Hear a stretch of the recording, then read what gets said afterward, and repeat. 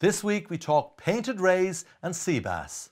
We talk steelhead, Chinook salmon, brown trout, big bream, tench, rudd and carp.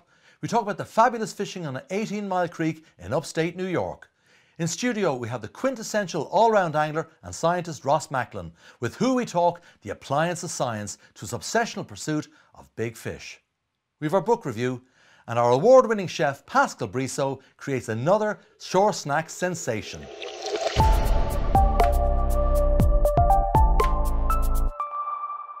Welcome to another Fish Talk.TV, the weekly live online show for all of us fish heads.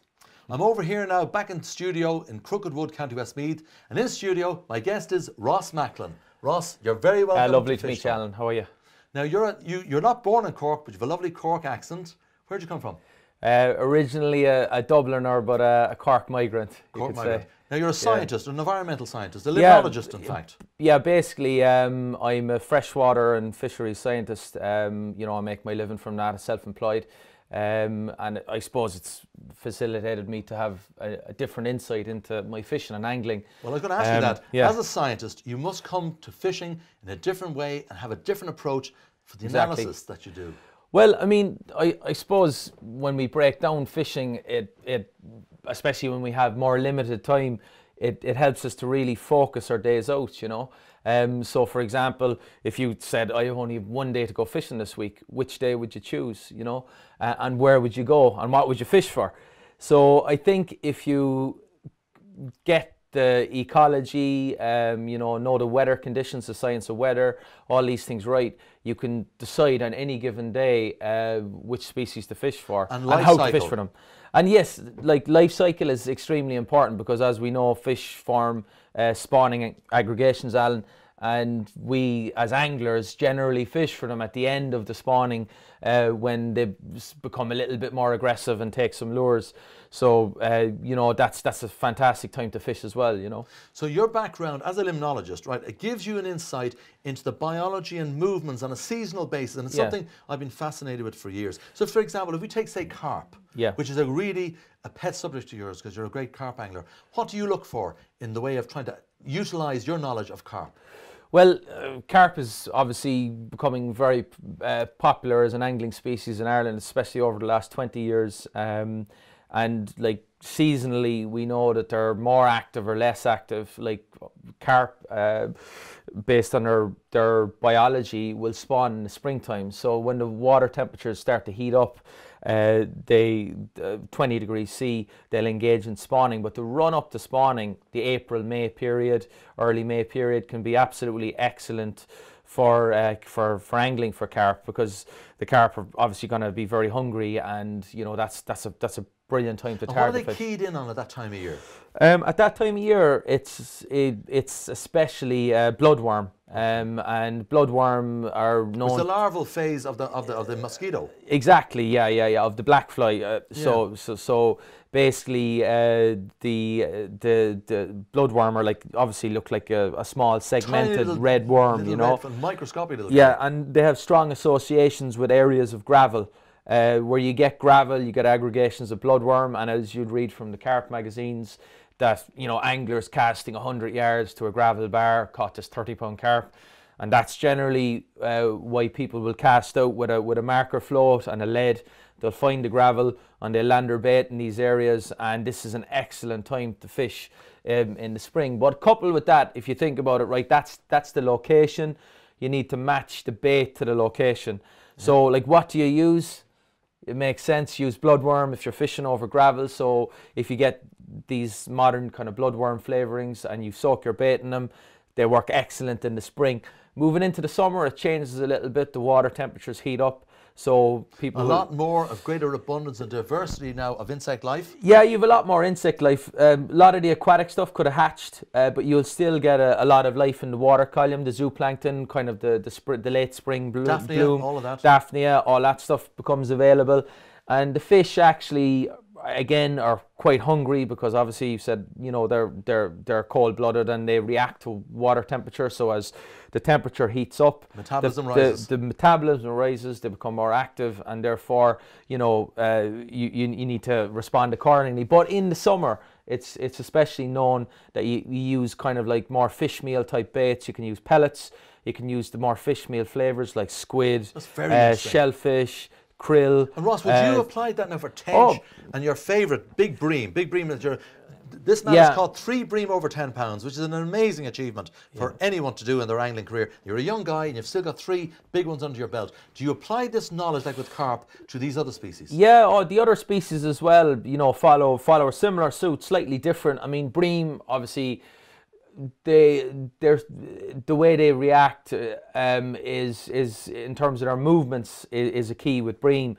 Generally, bream waters are slightly deeper than carp waters if we were talking about the optimal sort of habitat for them. So you get these deep midland basin lakes with shallow sloping margins coming in. And, you know, certain conditions, they're right out in the middle, and other times they're feeding just along the shelf and the margins. So what you got to watch out for, the first thing is, where are they? As we said, going back to location again. And that's, again, sometimes if you have a channel, a deep channel, like say, for example, a River Inny, which would move into a lake, the bream would move out of the lake and into a channel at spawning time. That's the idea of the science as well. But when they're, even after spawning, you say like, well, how do I catch bream? No, you're moving back into the central basin of a lot of these lakes. And what happens is you need to find them. So the best way to detect bream, which can also be the best way to detect carp, is to watch for the bubbles. And carp have these like large circular bubbles the size of say a €2 They're almost like eruptions when they hit the surface. But they can come up sometimes slowly, and then they can fizz. There can be fizz patches, but bream have much smaller, more condensed fizz patches, and they tend to move, you know, in a line more consistently. And if you watch out for them in the center, you can actually watch the way in which the bubbles are moving, and you can track the shoal. You can track the shoal, and then after the first night of knowing which way they're moving, you can then set a trap with your bait, you know, to catch them en route. It's not really fair, but it's angling, isn't it? But that's life, you know. I'm that's learning fishing now from your scientific background. That's wonderful stuff. Now, if you were, say, for example, after tench, big tench or whatever, what are you looking for in the water?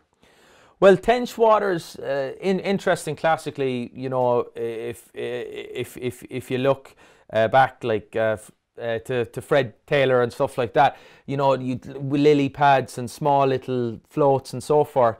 But sometimes open water can be just as good.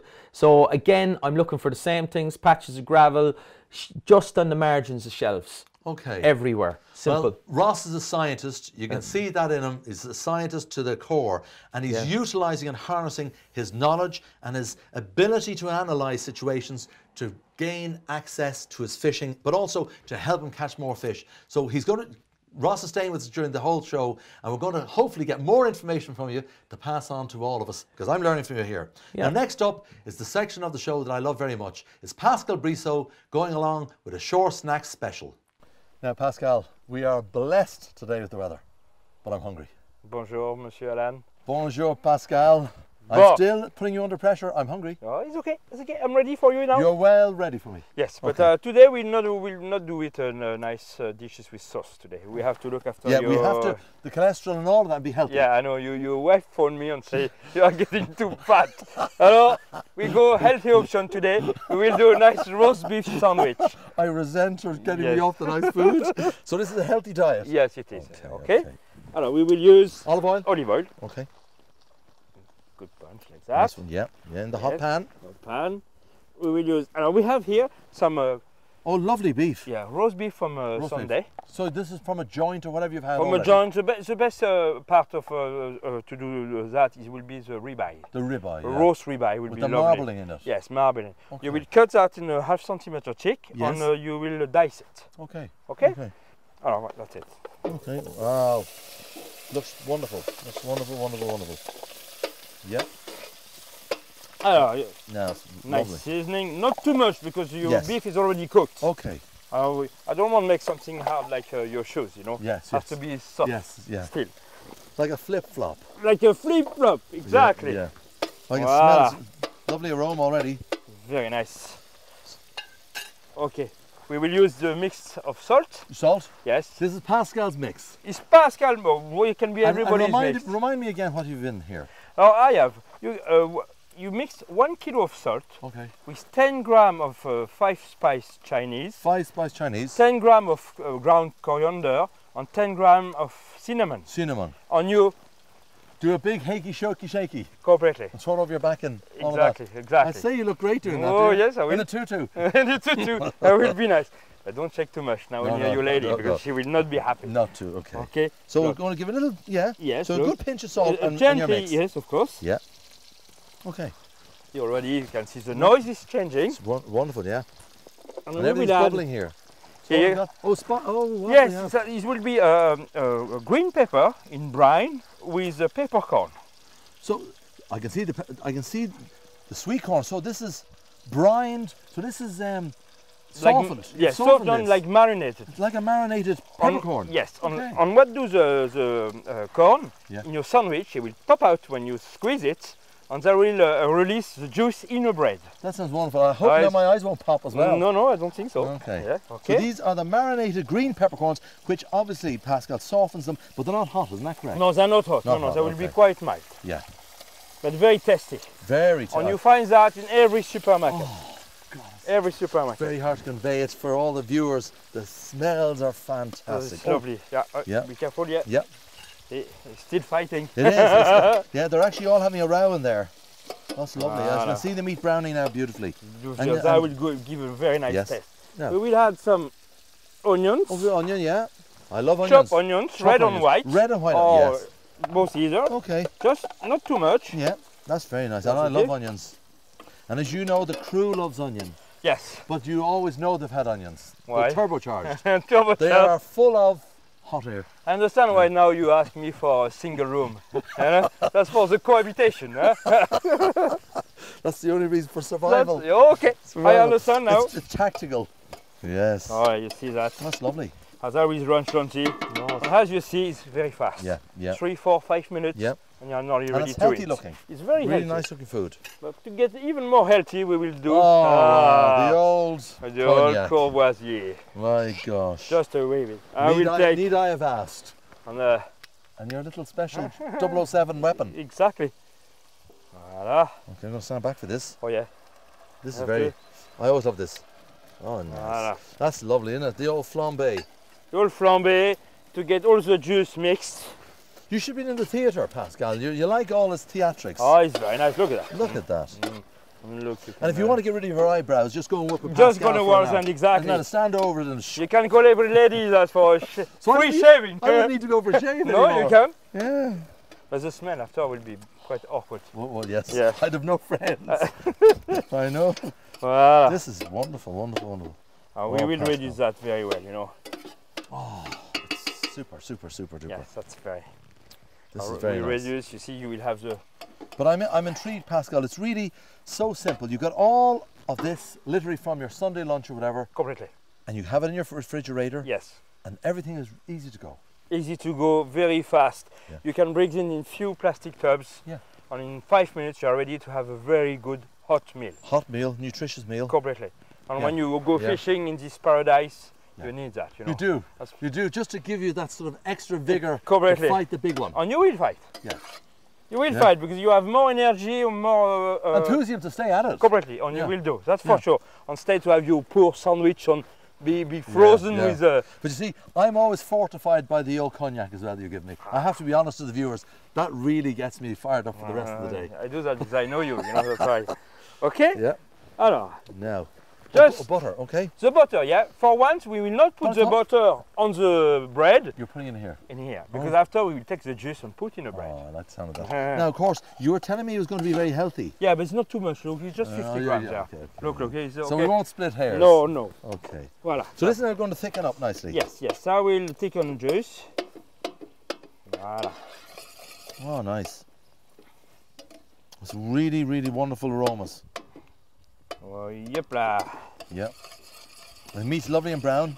Onions are caramelized. Completely. We will keep the meat in the side. Yes. And here we are doing the juice. Yeah. And that will go in the bread. Oh.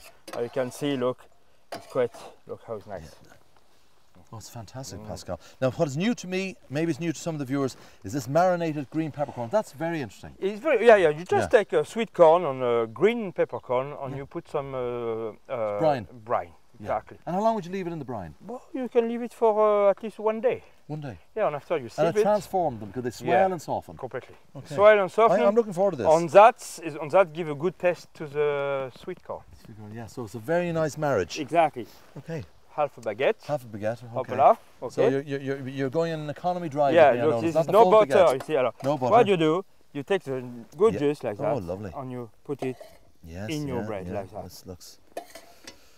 In your bread, you see how the bread is sucking all the I can see that it's absorbing like a sponge. Completely, of course. It acts like a sponge. Have you heard the bits of noise going on in the background? I think it's the crew and they're licking their lips. You want some? No, it's just for you. This is me. Pascal, you know I'm your biggest fan. I do. After that, you add the beef. It's gorgeous looking. Voila. My God, Pascal, yeah. I think you're trying to kill me. No. But it's such beautiful food. I will not do that. Oh, it's absolutely. Okay, I will put that in a plate. Healthy option. Tomato and salad. And a little bit of mix of salad. Exactly. Voila. Chop, hop. Oh, that's a wee bit of salad. Well, it is healthy now. It is. Oh, it is. It is. Has its promise, okay? Yeah. That's a good healthy option. And that's it. And here you are. I cut in two because we have to share it now. We was joking with them. Yeah, because I noticed a bit of sort of a sigh in the background at one stage. Exactly. Depression set in. Pascal, this is... Merci beaucoup, sir. All right. Merci do you beaucoup. Want it now or...? Mon ami. No? No, later. Okay, later. Fair enough.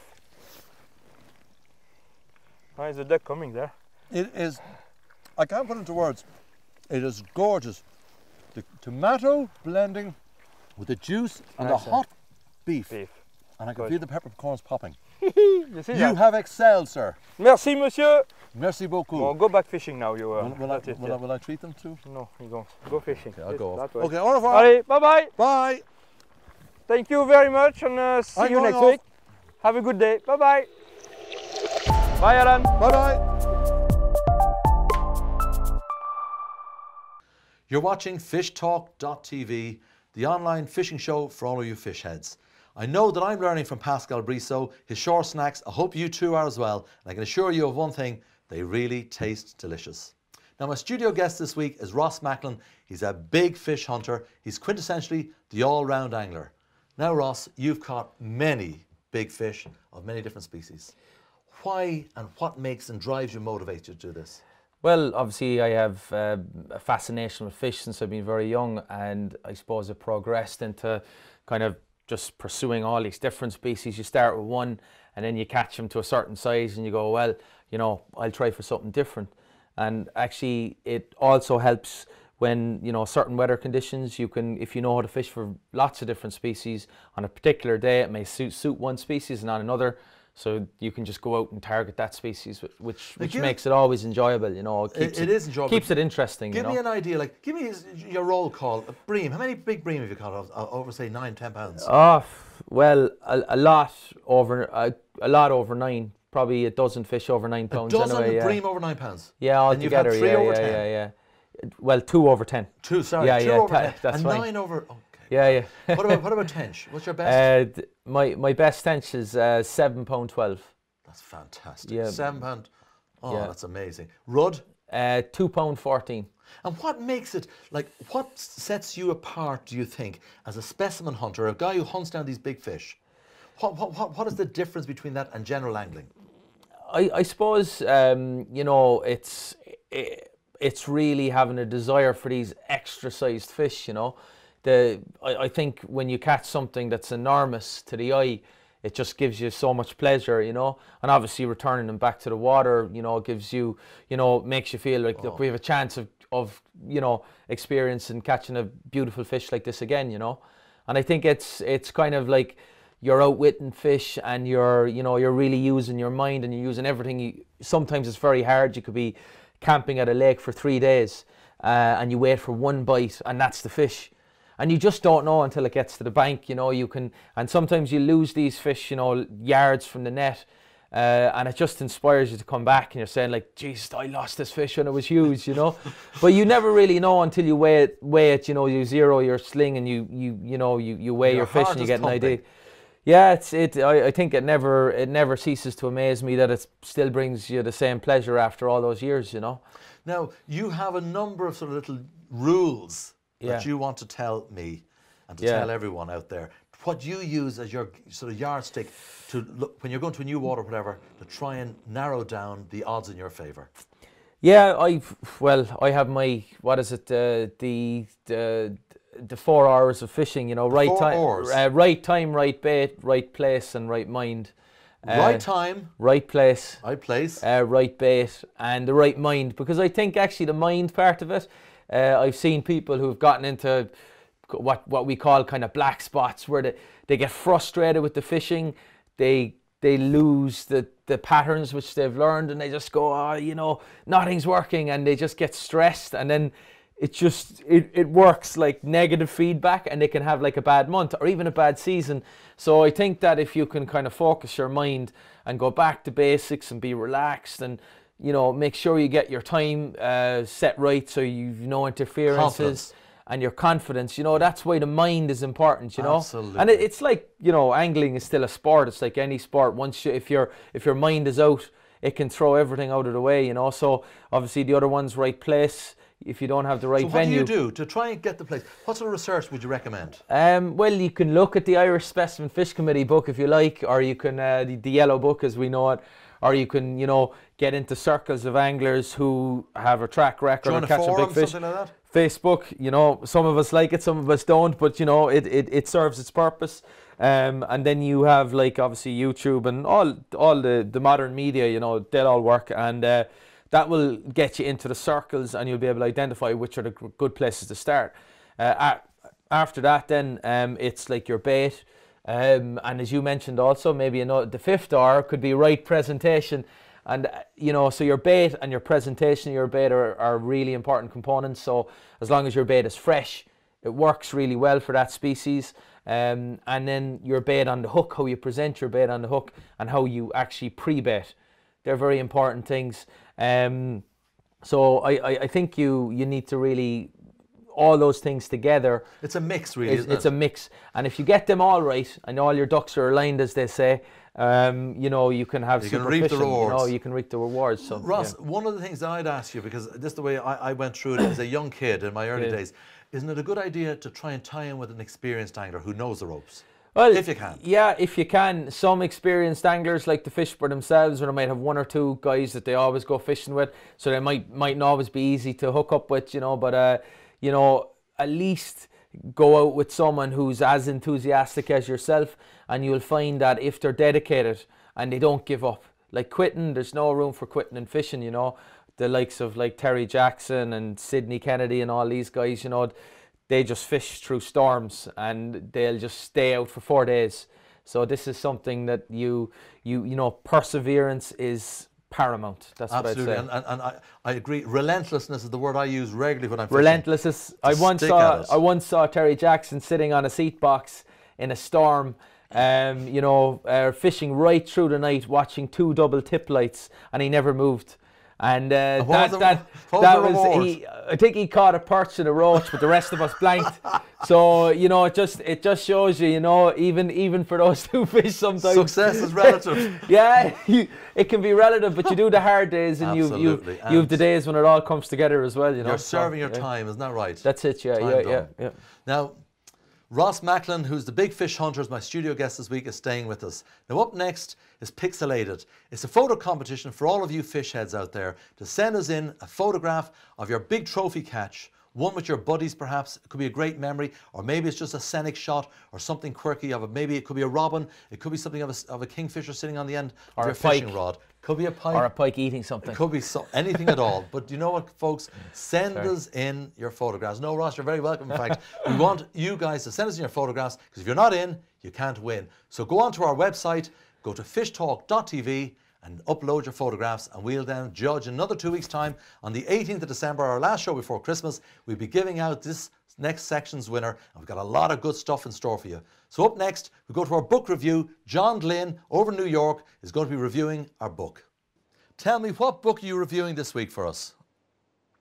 Yes, Alan, good seeing you again. The book that I'd like to review today with you is called The Doomsday Book of Mammoth Pike, which was written by an Englishman called Fred Buller. And in this book, Alan, Fred has compiled a list of approximately 250 pike, which were caught in excess of 35 pounds. These fish were caught all over the world: Sweden, Poland, Russia, Great Britain, but the majority of these pike were caught in Ireland. And what's amazing about this list of pike is that some of these pike exceeded 60, 70, 80, 90 pounds. And what Fred does in this book, he provides a narrative of each capture, details on who caught it, where it was caught, what method it was caught, and there's a marvelous stories surrounding the capture of each one of these fish. So it's a book that I've enjoyed over the years. I bought it in the early 80s when I lived in Galway. It was published in 1979. It's not an easy book to get right now. I don't believe it's been published anymore. It's kind of more or less a collector's item. But if anyone can get their hands on one, I'd recommend it highly. Yeah, it's a book that I would treasure as well. I must say, John, you've given a great overview of it there. So Fred Buller wrote this. It really is his great, I think, mammoth book. Pardon the pun on the title, but the Doomsday Book of Mammoth Pike, it's a mammoth book because it was really a lifelong quest to put together and collect all of the information about these great captures around the world. Exactly. I mean, the research that Fred compiled in this book is fascinating.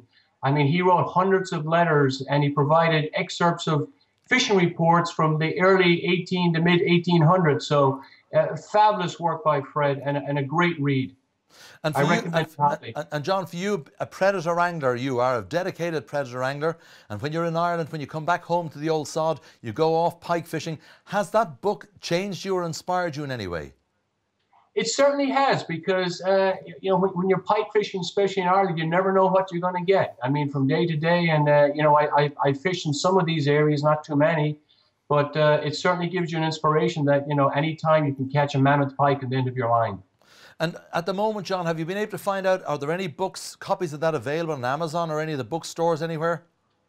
Yeah, I went on eBay and Amazon, and this is a soft copy of the version of this book. This is available on eBay for about between $140 and $150. The hard copy is very, very hard to get. Typically, that ranges. I saw a couple for sale on eBay from $600 to $600 to $700. So it really has turned into a collector's item, this book. Yeah, it is. It's a wonderful book. It's a wonderful read. But what I love is some of the accounts of some of these great mythical fish of beast, myth and legend. 60, 80 pounders from the Shannon, the 90 pounder from down around, I think it was Killaloo area. And of course, it fires up any person's enthusiasm for pike fishing. Absolutely, Alan. Absolutely. It certainly gives you a lot of motivation to get out there and fish hard. That's for sure. Now listen, John, we're going to have you back on the show again throughout the year because you've been a great supporter of all things Ireland when you're back over in the States. But what we'll do is we'll try and keep in touch with you, and we'll let you give us an account of your striper fishing, because we know that you're big time into striper fishing off of Long Island, and I'd love to have a day with you out on that. Absolutely, Alan. No problem. So John Glynn, thank you so much for coming on Talk.TV. It's been a great pleasure seeing you again, because we fished back in the day over here in Ireland, and we'll hook up with you again in the near future to catch up on your fishing exploits for striper bass. Thank you, Alan. Thanks for having me on the show. Many thanks to you as well. Cheerio now. The Doomsday Book of Mammoth Pike by Fred Buller, possibly one of the greatest books ever written on a single species. Have you ever read the Doomsday Book? I have indeed. I have the hardback copy and the paperback copy. But if you want to get a more affordable book, maybe get the sequel to the Doomsday Book of Mammoth Pike, which is called More Mammoth Pike. More Mammoth Pike by Fred Buller? Yeah. So additional captures to the original book. So it's an updated version? Yeah. And the price, do you think? What do you think it is? I think it's around €30, something like that. So it's about a third of the price or less than that's the original. A very good tip there. from Ross. Now, up next, we're hoping to go over next week to do something very unusual. We're going to get out on the bank of a river in upstate New York, near Buffalo in fact, to fish for steelhead with Jeff Miller, an old friend of mine. So earlier we caught up with Jeff at his home, and I think we caught him off guard a wee bit. Jeffrey, that's you standing in your Wellingtons and your shorts out there in below zero temperatures just to talk to your old buddy in Ireland. I'm wondering what the heck I'm doing. They're driving by.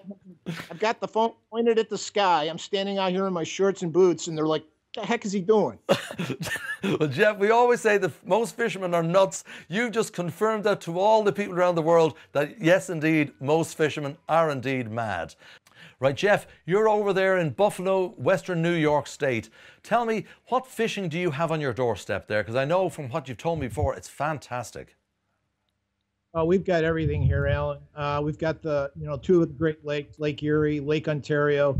We've got the Niagara River. We've got all these little feeder creeks and feeder streams, and we can catch any freshwater species here. We're catching Chinook salmon, coho salmon, lake trout, brown trout, steelhead. We catch, it's a big muskie, pike, walleye. I mean, we're catching everything here. This time of year right now, we're just coming into our winter.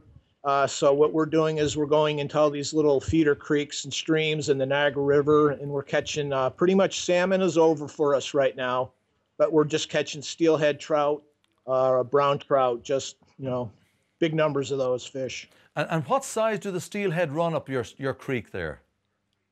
We get them from, we can get them up to 20 pounds, 22 pounds. Typical is in the 6, 7, 8 pound range. That's fantastic. And Jeff, this is public water. Anyone can fish there. Is that correct? It is. Yeah, this is all public access. That's wonderful. Now, next week, I'm just explaining to all our followers out there that we're going to hook up with you next week, and you're going to be fishing on the shore, in fact, the bank of this river, 18 Mile Creek, and you're going to be literally fishing for steelhead trout and hopefully put 1 or 2 on the bank for us so that we can see what's going on over there in upstate New York. Yeah, if we can't get one, I'm sure we'll find somebody else that's got one hooked up. It's not too hard to catch them here. So if Steve or I can't catch a fish, I'll definitely find somebody that is catching them, and we'll show you how we're fishing them and how we're catching them. And do you use the fly, or is it spinning, and is that the thing, you're using lures? I use the fly rod, and I'll throw on a streamer, a little split shot, and but you'll see guys with using spinning gear or floating a small bobber and just drifting in the current. I don't know if have you had center pin fishing? We do, and center pin fishing is one of the finest forms of fishing because literally you control everything with your thumb. Correct, and that's just catching on here now. I never knew, I had no idea what this was. I just thought the guys were using these giant fly rods. So I bought myself a center pin. I haven't gotten one on the center pin yet because I'm learning. I'm a novice with that, but I'm using the fly rod. And I had caught a brown trout yesterday. So, but just about anything. I mean, you can catch them spin, fly rod, center pin.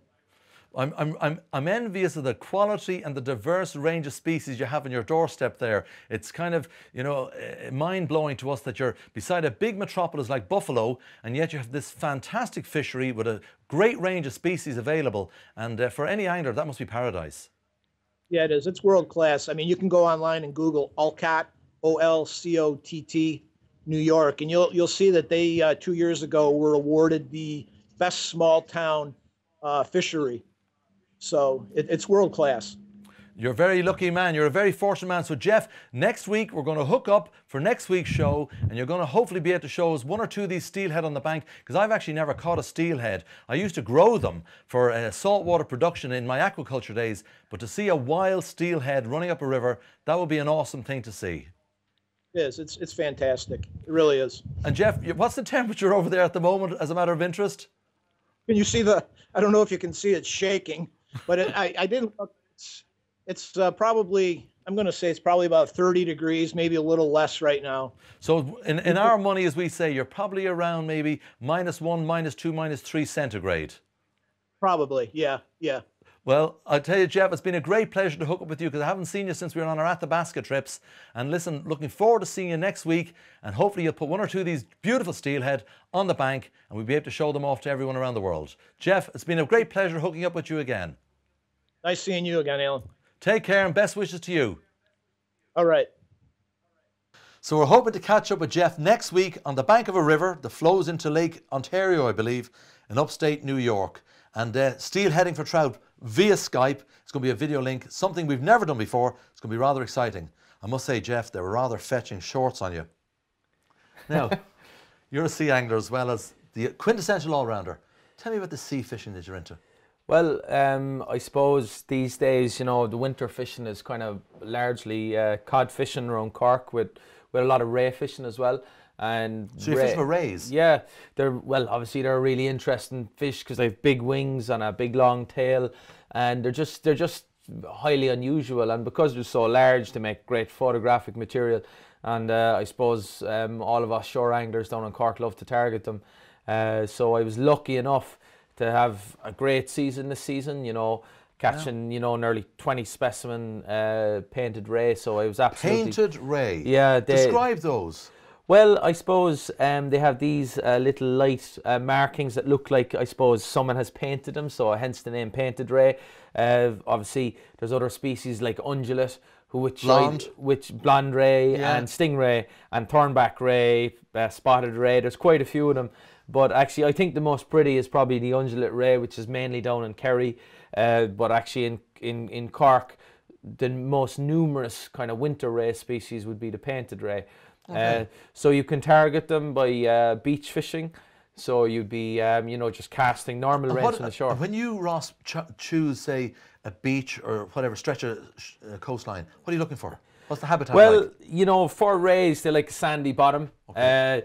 You can catch them where sand adjoins rocky areas, but there has to be sand. Has to be sand between the rocky outcrops. Because they like to feed on sand eel. And the sand eel will obviously bury themselves in the sand. So if you're fishing in these areas, you have a better chance to catch them. So if you're fishing in areas of slob, which we'd kind of say kind of silty mud, they don't tend to be in those areas. You can get thornback ray in those areas, but you don't get painted ray. So the painted ray love a sand bottom, and they can be in depths of between, you know, half a metre to 10 meters. So this is very doable for your average guy who maybe says to himself, I'd like to do this. Yeah, it's certainly, they're very easily attainable species. What do you from the need? shoreline. Do you need an uptide rod? No, I mean, it depends on whether you're fishing from the beach or from a boat. But if you're fishing from a boat, uptiding is a great method because it allows you to cast upstream at a scare area of the boat. So essentially you cast 45 degrees upstream to where you're at your anchor point. The lead will settle, and then when you get your bite, you get what they call a drop back bite. So your rod goes from a very tight position to a slack position, means you wind down into the fish and you land the fish. Now the kayak anglers also have great success because they don't have any scare area from the small kayaks when they're at anchor out in the deeper water. So, you know, the new kayak anglers in Ireland that are getting a lot of acclaim these days, like very interesting, isn't like it? Gary Robinson and Gary's Jim Leahy doing great work. and Alan Cronin and guys like that. They're all doing fantastic work for Irish kayak fishing. And it's certainly something that I'd like to get into soon. But then from the beach perspective, which is much more attainable for most anglers, you know, your standard, you know, 12, 13 foot beach caster is perfect, 4 to 8 ounce kind of class with a fixed spool reel. I think a fixed spool is better than a multiplier because these days we're kind of moving back towards to new techniques. Yeah.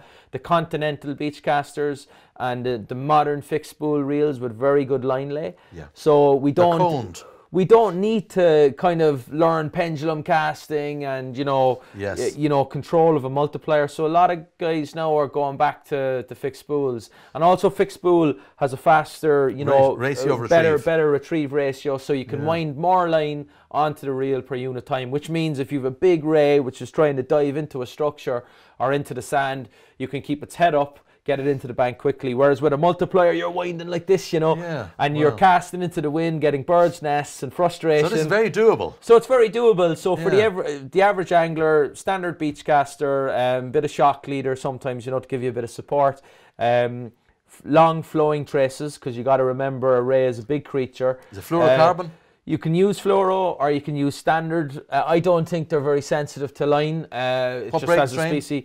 Generally, I go for 30 up, because if you go to 20 and it gets kinked and you have a very strong fighting fish, you could snap Even under at the 30, pressure. that's quite light, I would have thought, given you might be between rock and sandbars and sand spits and Well, whatever. you know, if you have a heavier main line, you know, it's optional. Some people like to fish straight through, but you can fish with a shock leader, you know, a 50, 60 pound shock leader, which is your main snood body. Yeah. And then you have, say for example, on a pulley rig, you've a snood, Yeah. which would be of the lighter material. And then of course you've your bait. And your hooks. And is it a sand eel you're using? Your bait would be typically sand eel for painted ray. You can use peeler crab and you can use lug, but I think sand eel is tops. So a big sand eel, you know, elasticated. Also, what we found is like if And you do you use a Stewart rig, like 2 hooks on it or what? exactly Stuart Pinnell type rig is better, because if you're using a longer bait, as you know, if a fish grabs it from the top or from the bottom, they'll still have a chance of getting one of those 2 hooks, Yeah. and you have a better chance of a hookup. And generally what happens with a ray is they'll sit over the bait and they'll hover over the bait, and you get these light little taps. And sometimes you don't even get any movement at all, because they just rest on the bait, and sometimes the rod tip just goes over and you don't even see them taking the bait, and when you wind you have a fish on. You have a fish on, you just So- feel the weight. Yeah, so you feel the weight. Very So exciting. they're very interesting, and they fight very hard. A lot of people. Do they run? Yeah, they'll take runs of line off your reel if it's a big fish. You know, once you go into those double figure sizes, they can take a good bit of line off Now, the reel. Ross, what's the current Irish record? I think it's a 17-pound fish caught by Eddie Cull. Whereabouts? In Garryvoe. Garryvoe. So like 17 Is that Cork? That's the Cork area. Yeah, Cork area, okay. And that's would be a world record And as what well. would you classify as a specimen weight? What would it be? A specimen weight is 10. 10 pounds. Any fish over 10 is an exceptional fish from the shore, but if you get to 12 and 13, it's, you know, that's super. And if you get over the 14, which I was lucky enough to do this year, Many? 14-pound 3, I got one. 14.3. Yeah, but I And the world record is 17. well, it would be Eddie Cull's, It would be Eddie because Cull's, you yeah. know that's the biggest. So you're knocking on the ever door recorded. there. You're knocking on the door there. Well, of the I big mean, fish. in modern times, a 14-pound fish is as good as you're going to get, I think. Absolutely. You know? And how many have you had over 12, say? I'd have maybe 5 or 6 fish over 12 this year. You know, This year alone, you've had yeah, 5 yeah. or 6 individual blonde or painted ray. over 12, over yeah. 12 pounds. And I think 3 or 4 13-pounders and 1 14. But this is very, for somebody like me who's never done this, Yeah. this is very doable, is that right? It's doable. I mean, it's like anything, you Can know. I use a 12-foot pike rod? Like a You could 3.5 use pound test? You could use a 12-pound pike rod. You know, sometimes you're getting a fish at 50 yards. You know, sometimes you're getting them at 150. So that's it. Yeah, very, very achievable. So it's very challenging.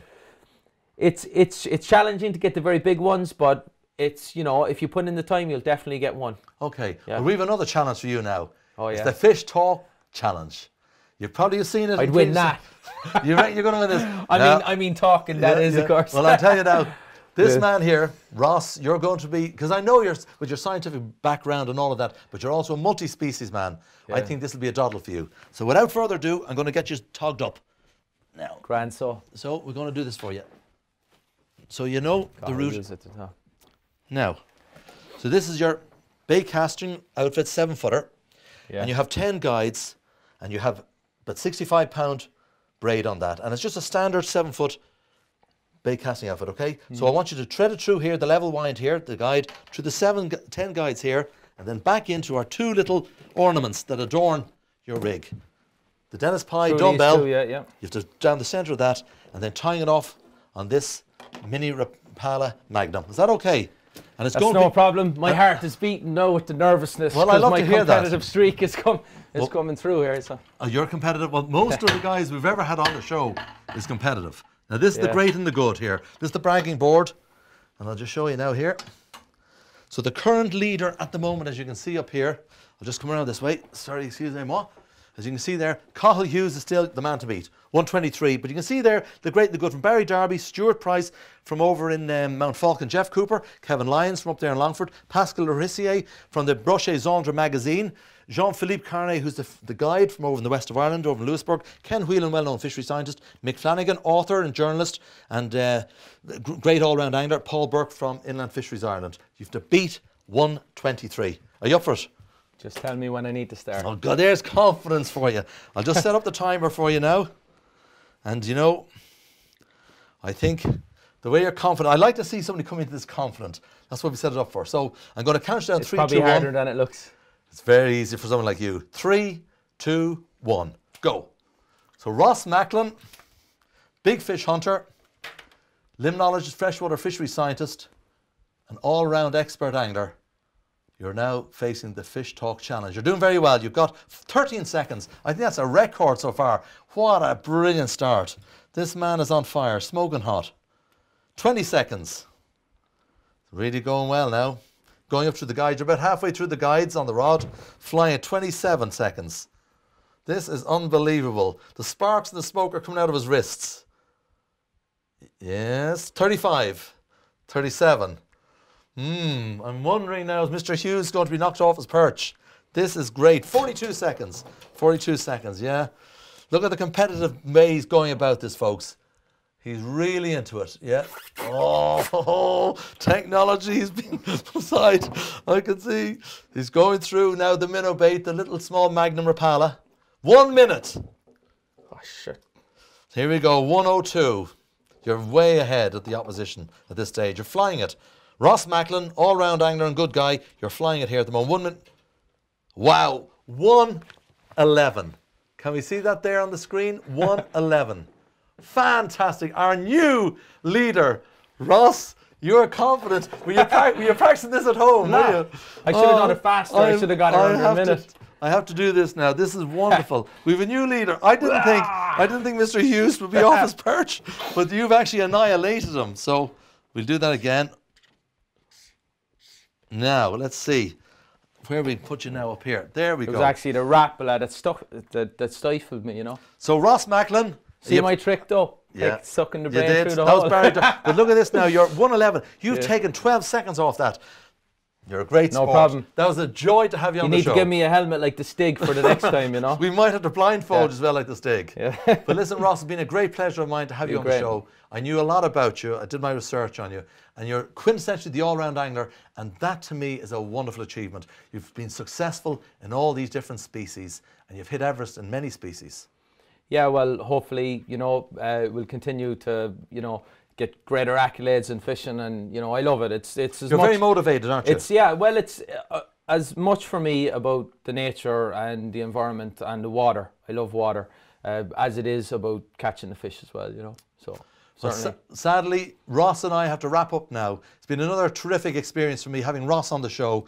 But you can see the nature of why people are so good at fishing. It's obvious in their demeanour. He's so competitive. And I love that absolute want to win this thing. And you won it. You won it by 12 seconds. And that, I think, permeates everything he does in his life, in his angling world, and I know in his business world as well, as a fisheries consultant. So as I say, it's the end of the show. FishTalk.TV is our website. Go to that. Upload your photographs for Pixelated. Also, get engaged with us. Send us out your news, views, comments and opinions. We want to hear from you. It's been a great experience for me today. Thank you very much for watching the show. Good fishing. See you next week, next time, same time.